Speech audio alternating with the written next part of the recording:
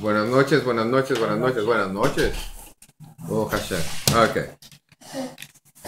Pues hoy vamos a estar hablando sobre esto mismo que mencioné sobre la parashá. Buenas noches. Sobre, ¿verdad? Los testigos. Oh, Hashem, ¿cómo está?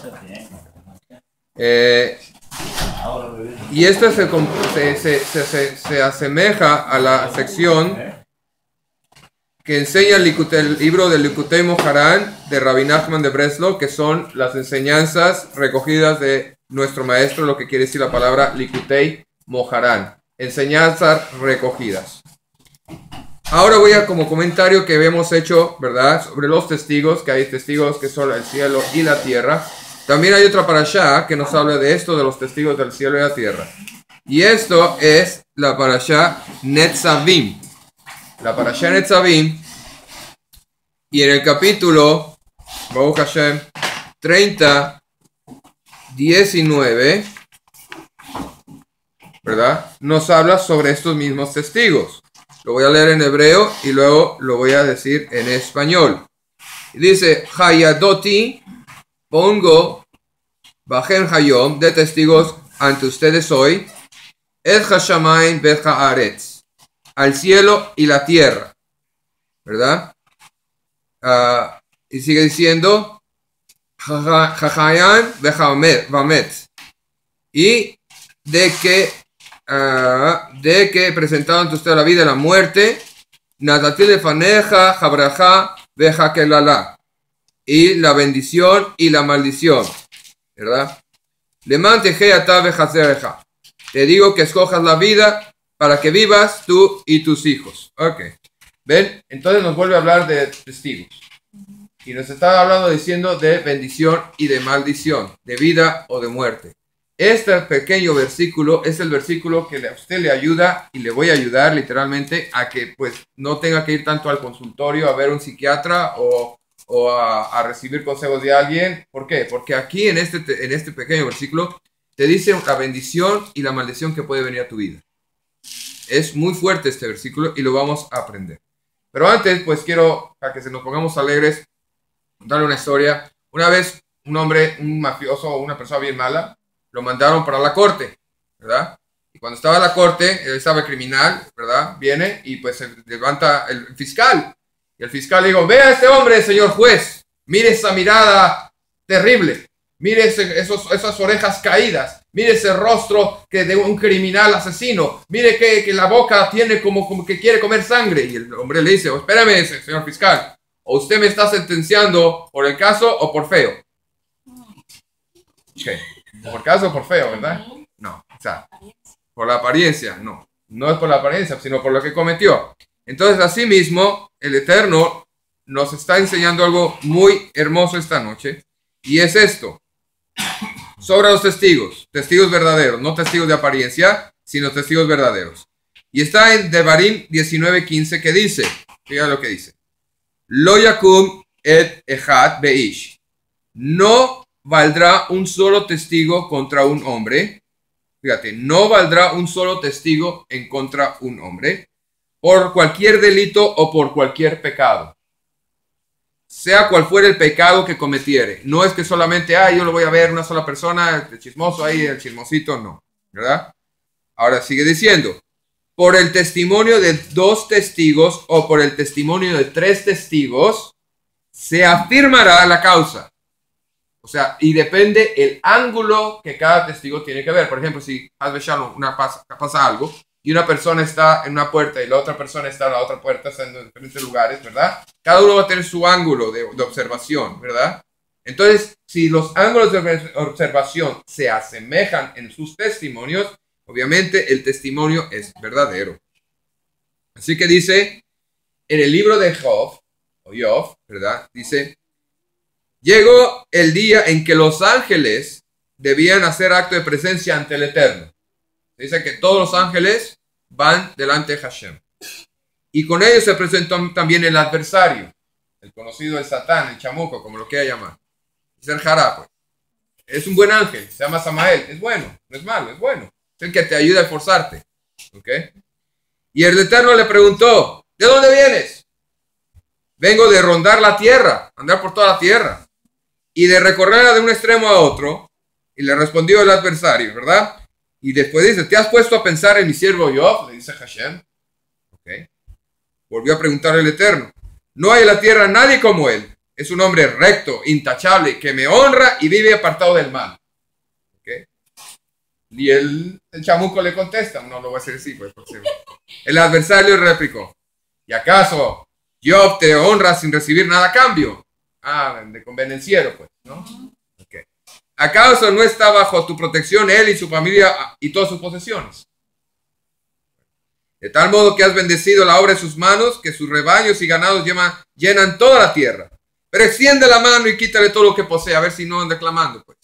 Quítale todo, anda, para que se queje. A ver si no te maldice en tu propia cara. Bueno, muy bien, le contestó el Eterno. Todas sus posesiones están en tus manos. Fíjate, se las pasó al Satán, ¿verdad? Se las pasó al adversario. Todo se lo pasó al adversario. Con la condición de que a él no le ponga la mano encima. Dicho esto, el adversario se retiró de la presencia de Hashem. Eso es Job 1:9. ¿Verdad? Bueno, ¿y por qué estoy hablando de esto? Porque estamos hablando de un testigo. Y en este caso el testigo era el adversario. Estaba hablando ahí, ¿verdad? Pero acuérdense lo que aquí acabo de hablar y voy a regresar otra vez a este tema, ¿verdad? Que ya lo he enseñado antes, para que esté afirmado más en nuestros corazones, más en nuestra mente, en nuestro ser, que hace falta 2 testigos. Y así habla el Perkei Avot 3:6 y dice, Ben Efraín, mi Hadán midató, Beshlo midató.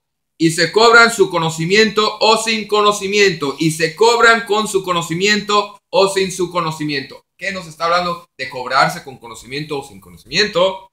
Bueno, en nuestra propia lección de este Likutei Moharan, está la enseñanza 113, Rabenu abre la enseñanza con una connotación de la Mishnah, que es Masejet de Avot 3:16, es Perkei Avot 3:16, que dice, al cual proviene la palabra de Rabbi Akiva, mostrando que todas las acciones y las transgresiones de las personas son registradas arriba.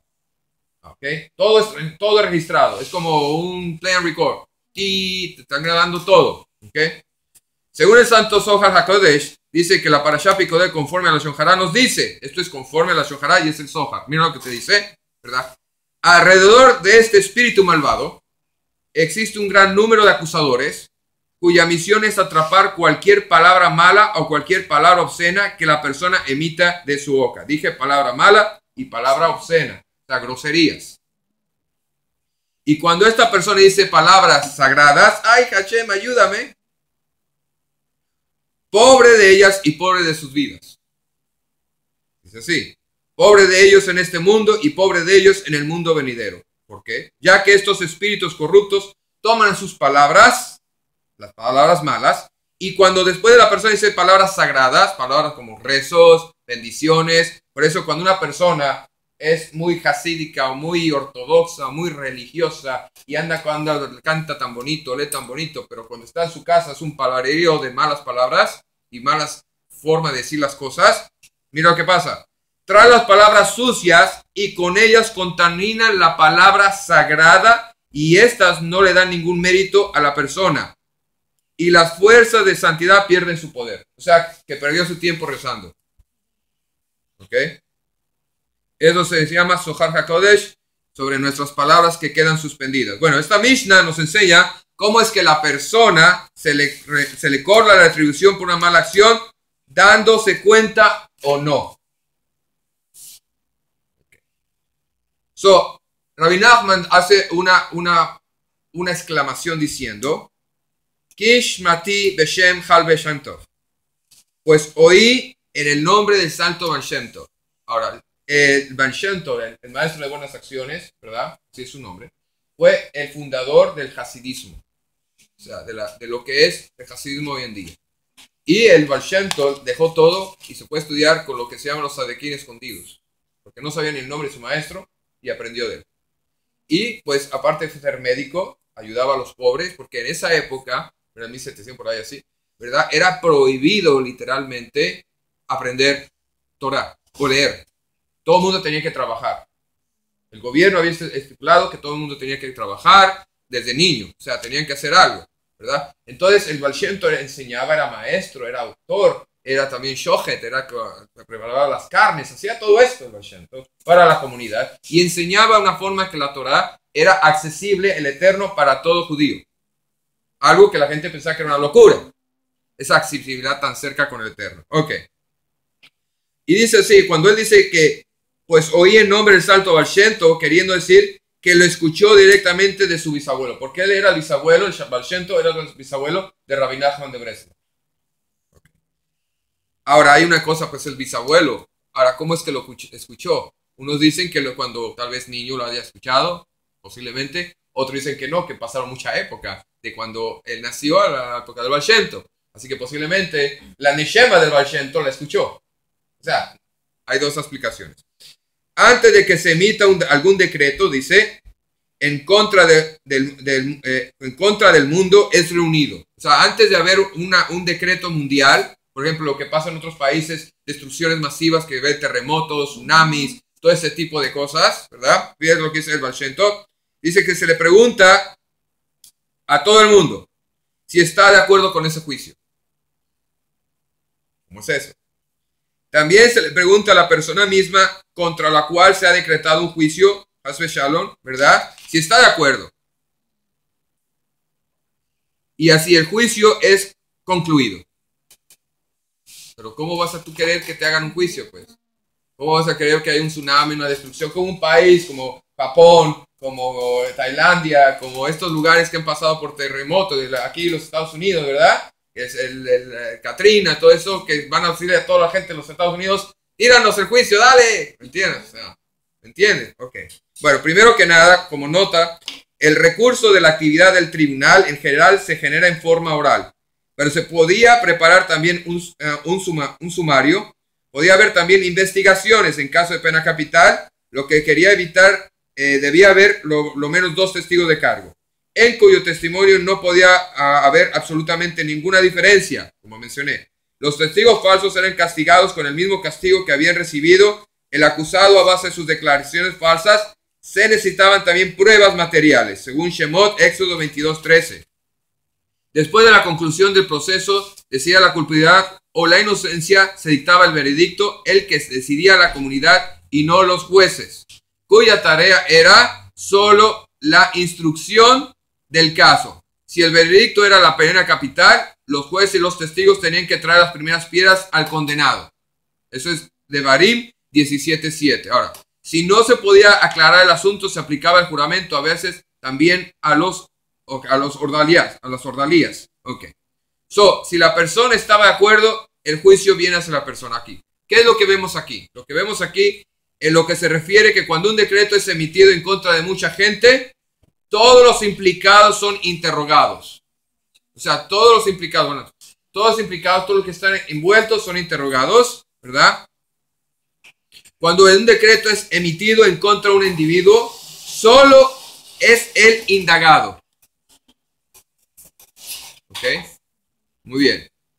El punto es como sigue. Seguramente si le preguntara específicamente sobre ella misma, ciertamente negaría y diría que el juicio no es así. O sea, si a ti te van a decir ustedes así, pues tú te vas a hacer defensor, ¿no entiendes? ¿Cómo? ¿Yo? Cuando le echa la culpa a uno, que uno dice, si yo no fui, fue el otro. Inmediatamente le echan la culpa a otro. O no te gusta que te digan las cosas, pues. Siempre, o te vas a dar la excusa, no, porque no es yo no soy así, Uno es el abogado defensor de uno, ¿verdad? Ok, ahora escuchen esto. Esta es una historia de un juez, ¿verdad? Que le preguntó al ladrón, que acababa de hacer de las suyas en una tienda de ropa, ¿verdad? Pero dígame, señor, ¿usted no se ha puesto a pensar en su esposa y en sus hijos? Y el ladrón le dijo, pues la verdad sí, pensé, su señoría, pero la tienda solo vendía ropa de hombres. ¿Verdad? No, bueno, ok. Bueno, le saqué la risa, eso es bueno. Esto es bueno, lo que la persona hace cuando se está protegiendo hacia sí misma, se llama soborno hacia sí mismo. Se está autosobornando, autoárbitro vendido, como juez vendido, como buen político pagado, ¿verdad? Okay. Aconteció que había un rab por el nombre de Rabbi Haim Kapusi, que se ha recordado para bendición, quien era juez del Tribunal de Justicia Judío en Egipto. ¿Ok? y perdió la vista este rabino, por lo que blasfemaba contra él, pretendiendo que le ocurría esto por causa de aceptar algún soborno. Es lo que decía. El rabí dijo cuando la congregación se hallaba reunida, que se escuchó la blasfemia de la multitud que lo involucraba en el delito de haber recibido un soborno y sentenció: si la verdad está con ustedes, que esta nube de oscuridad cubra mis ojos por siempre. De lo contrario, si me he cuidado en extremo sobre esto de no recibir sobornos, que torne a mí la vista, que me retorne a mí la vista como al principio. ¿Y sabes lo que pasó? ¿Y por qué? No, hombre. Y su plegaria fue recibida y volvió a ver como antes. Pues imagínate ¿qué pasa? Pues se le regresa a la persona, pues. Usted sabe que cuando una persona hace una transgresión, o sea, cuando una persona, por ejemplo, dice malas palabras, crea demonios, shedim. Y esos shedim están en el aire, son creaciones de uno, como los hijitos de uno, pues. No, nada. No, son porque son destructores. ¿No entienden? ¿Y qué pasa? Que cuando van a la persona, pero la persona es un sadik de Torah, una persona justa y no ha hecho ninguna transgresión, ¿qué cree que hacen esos shedim? Pues claro, pero ¿cómo se devuelven? Triste, enojados, y se te vienen contra ti y te vienen duro, al doble de lo que tú querías. Y por eso a veces cuando pasan ciertas cosas a la vida de uno, es por uno mismo. Ok, sigo. Así que Rabbi Nachman sigue diciendo, sin embargo, fíjense eso como dice, se le despista a la persona que se auto dice, yo no fui, se soborna a sí mismo, se le despista, se le pregunta sobre un caso similar al suyo. O sea, por ejemplo, no, yo no fui. Pero tú sabes, hay una persona que le pasó esto. ¿Verdad? Como el caso que para que emita el juicio, o sea, para que la persona emite un juicio. Como hay un caso en la Torah sobre esto, en el Tanakh, y es el rey David. ¿Verdad? Porque dice, por el testimonio de los testigos. ¿Okay? De esa manera se sella la sentencia. Así que como la historia de David Hamelech, que el rey David de bendita memoria, cuando el profeta Natán le relató la historia del huésped a David, ¿verdad? No sé si ustedes recuerdan. Está en 2 de Shemuel 1:6. Se la voy a leer para que ustedes pues podamos compartir. Dice, entonces el Eterno envió a Natán a David, el profeta Natán, y vino a él y le dijo, habían dos hombres en una ciudad, uno rico y otro pobre. El rico tenía muchas ganado, muchas vacas, muchas ovejas, pero el pobre nada más tenía una pequeña oveja, una pequeña corderita, una cosita de nada, ¿verdad? Que él había comprado y criado, era todo, dormía con él al lado, no, tampoco, no. Pero mentira, era su baby, pues, era su baby, ¿eh? Y crecieron juntos, con él y con sus hijos, o sea, era la ovejita de la familia, pues. Comía de su pan, bebía de su copa y dormía en su seno, imagínate, la niñosita, ¿verdad? Y era como una hija para él, estamos hablando de la ovejita. Y vino el viajero, el hombre rico, y este no quiso tomar de sus ovejas ni de sus vacas, tantas que tenía, para preparar comida para el caminante que había venido hacia él. Así que, ¿qué hizo? Sino que tomó la oveja de aquel hombre pobre y la preparó para el hombre que había venido a él. O sea, se la dio de barbacoa. Bien pincho y todo. Y se encendió la ira de David. ¿Cómo? ¡Qué malvado! ¡Qué traición! ¡Qué robo! ¡Qué injusto! ¡Qué hombre más malvado! Y en gran manera contra aquel hombre, y dijo a Natán, vive el Eterno, dijo, que ciertamente el hombre que hizo esto merece morir. Y debe pagar 4 veces por el cordero. O sea, 4 veces pagará. ¡Oh! ¿Para qué hablaste, Miguelito? ¿Para qué hablaste? Callito, te ves más bonito, ¿verdad? Ok, muy bien. Entonces, ¿qué pasó? Bueno, Natán le informó que él era como este hombre rico. Uría era este hombre pobre y Beersheba era su única oveja. Entonces se emitió el juicio en contra de David precisamente como él lo dictaminó, exactamente como él lo dijo. El rey se arrepintió y fue rescindido del decreto de muerte, porque se arrepintió, pero si no se hubiera muerto. Dice que el rey David tuvo lepra, de segundos tuvo lepra también. Por eso, porque hizo Sará, o sea, ¿me entiendes? Tuvo Sará. Entonces, sin embargo, ¿qué dijo? Cobrará 4, ¿verdad? 4, ¿verdad? Pues fueron 4, ¿verdad? Sin embargo, sufrió amargamente por 4 de sus hijos. Lo que él dijo, ahí están, los 4 hijos. que fueron Amón, Tamar y Absalom. El primer hijo que le dio Beersheba, según 2 Samuel 12, 1, 13, según todo esto, según Rashi. Ok. Así que el Sefer Hatamim, capítulo 7, página 10, dice, una tradición del Baal Shem Tov nos dice que quien juzga a otra persona, ya sea favorablemente o para criticarlo, está en efecto juzgándose a sí misma. ¿Okay? Si alguien comenta una buena acción de tal y tal persona, merece la bendición de Hashem por su acción encomendable, y se dice que tal o tal persona debe ser castigado por sus malos actos y por sus malas palabras, esos mismos comentarios son traspasados y se convierte en su veredicto para él, ya sea favorable o desfavorable. Por eso, como decimos aquí, calladitos se ven más bonitos, ¿verdad?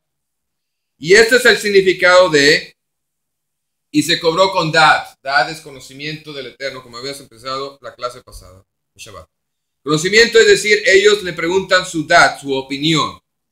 Ahora, recordamos que dad es la herramienta del intelecto que nos pone en el modo de acción, hundiendo el enorme espacio entre los conceptos y lo que se llama la realidad.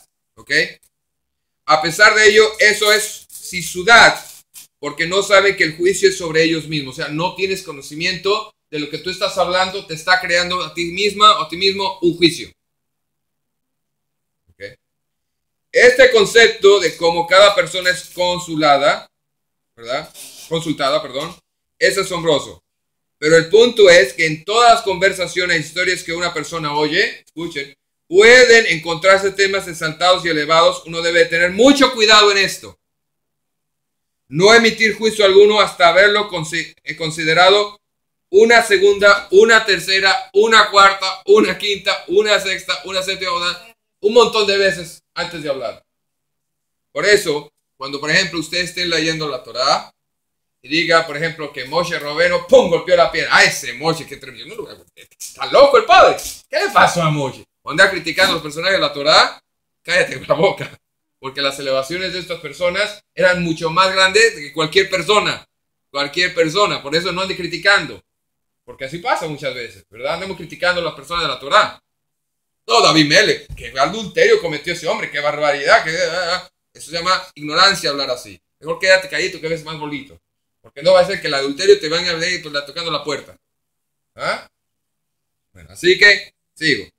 Porque es un peligro para la vida. Es peligroso hablar esto. ¿Por qué? Porque andamos diciendo una cosa por una cosa. Ay, ese muchacho ni me pega. Hay una historia así. Una ocasión, ¿verdad? Había en el supermercado, una señora fue a hacer compras. Y de repente me va a pagar, llegó a la caja. Y cuando estaba en la caja, ¿verdad? Habían dos señores hablando. Y ahí tigui hablando. Y notó que estaban hablando de sus hijas. Los hijos de muchachitas. Las muchachitas estaban hablando de una tal muchachita de la familia, ¿verdad? Una de la comunidad, ¿verdad? Que era un tigre la muchachita esa, que era como muy santita, pero que la habían visto literalmente sin recato, literalmente, y afectando a sus hijas a fumar, hacer esto, hacer lo otro, hacer eso. O sea, la señora está oyendo eso y está aterrorizada. Digo, oh my God, que mi hija nunca se junte con esa muchacha. O sea, ¿cuál será el nombre de esa muchacha? Porque es terrible, ¿me entiendes? Y de repente están hablando tanto, y la mujer está quedando más espantada, y al final sueltan el nombre. Y cuando dice el nombre, era el hija de la muchacha, de la señora. ¿Ah? El hijo de la señora. Ese no que era terrible. Baruch Hashem. Bueno. Entonces, más aún, estos temas son antemporales, porque el concepto de relatar historias posee asuntos elevados. Esto es transformado lo cotidiano en Torah. Ok. Así que este es el significado según la Gemara, Tratado de Berajot 5b, que nos habla. Rabbi Nachman explica el caso de Rabbi Hiyar Baraba, el cual se enfermó. Este Rabbi se enfermó. Cuando el Rabbi Yohanan fue a visitarlo, le dijo, ¿deseas tus aflicciones? ¿Ok? Le respondió, ni ella ni se recompensa. Dame la mano. Eso es una confirmación de que realmente no deseaba la aflicción. Así que Rabbi Hiyar Baraba confirmase su objeción a los decretos de aflicción omitidos en su contra. Pero en ese caso, el rabí no estaba de acuerdo cuando le dio su mano. Le dio la mano y se levantó. Cuando le dio la mano, por eso Rabbi Yohanan pudo levantarlo. Es decir, el decreto fue mitigado. Porque toda enfermedad es un decreto, déjenme decirle eso. Si tú tienes una enfermedad, es un decreto. La persona pasa por algo, es un decreto. Y muchas veces, ¿por qué? Cuando tú haces el Kriya Shema, ¿verdad? Tú literalmente, en palabra, por palabra, ¿verdad? Tienes literalmente, ¿cuántos tendones? ¿Cuántos tendones y órganos internos tienes? ¿Cuántos tendones y órganos tienes? 480 son muchos. ¿Cuántos? ¿Ah? ¿Cuántos? Exactamente, 246 son las palabras que están en el Kriya Shema. O sea que cuando tú estás leyendo, ¿verdad? El Kriya Shema, todas las palabras, literalmente, son literalmente las palabras, las partes de tu cuerpo, de tu organismo, cada órgano de tu organismo. Por eso hay que leer Kriya Shema, literalmente, pausadamente y pronunciando correctamente si lo vas a hacer en hebreo. Y es el número de mandamientos positivos, exactamente. Así que, muy importante eso. Cuando uno hace una verá, una transgresión, no solamente le afecta, de verdad, a su neshama, a su espíritu, a su alma, pero también a su cuerpo. Por ejemplo, si bebe mucho, ¿qué le pasa? Y si fuma mucho, ¿qué le pasa? Digo, cáncer, ¿ah? Y respiración. Entonces, esas enfermedades. O sea, que una persona tiene una transgresión de dale, pues no eres de metal. O sea, eres de carne y hueso y eso se agota. ¿Me entiendes? Se agota. Ok, así que Baruch Hashem. Baruch Hashem. Así que, en otra ocasión, Yehuda Bar Natán marchaba detrás de Rabajuna, suspirando. Vieron que suspiraba por algún temor que sentía. Rabajuna le dijo, ese hombre, es decir, tú, está pidiendo que le lleguen los sufrimientos a su persona, como está escrito. Lo shevalti velo shakti velo nashti ve vayakvo. Me estremecí, escuchen esto, por miedo, y me atrapó. Lo que temía me llegó. O sea, que en vez de usted estar hablando, deja de estar hablando tonterías, diciendo, por ejemplo, ay, me van a hacer esto, ay, me va a pasar esto, ay, me va a pasar esto, porque te va a llegar. Lo que tengas temor te va a llegar. Porque lo que tú quieres es lo que vas a tener, y del cielo te van a ayudar. Entonces, si tú tienes temor a algo, eso te llega. Pero si tú confiesas palabras de Munas, palabras de Bitachon, palabras de confianza, palabras de Baruch Hashem, Baruch Hashem, Baruch Hashem, Baruch Hashem, todo es bueno, todo viene del Eterno, todo es bueno, todo viene del Eterno, y lo que venga del Eterno me lo merezco, Baruch Hashem. ¿Okay? Lo que esto implica es que aquello por lo que uno teme llegará por el miedo que no siente de algo. Eso es el tratado Berajot, ¿verdad? 60a. Baruch Hashem. Si quiere.